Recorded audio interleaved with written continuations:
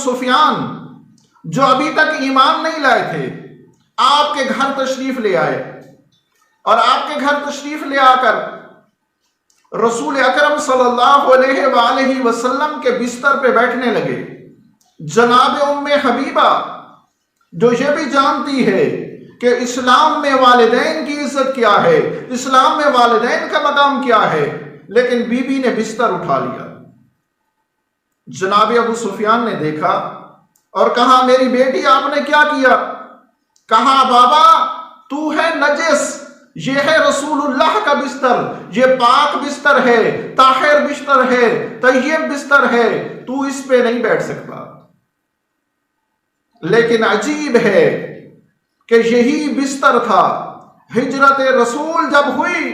علی امیر المومنین امام المتقین ساری رات اس بستر طیبہ پہ سوتے رہے، اور کافر لوگ کھڑے رہے، وہ یہ نہیں جان رہے تھے کہ سونے والا کون ہے، محمد مصطفیٰ ہے یا علی مرتضیٰ ہے،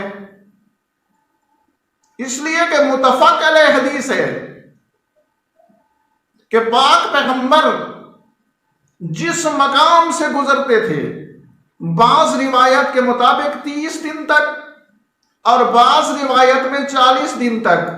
وہاں پہ خوشبو معطر رہتی تھی۔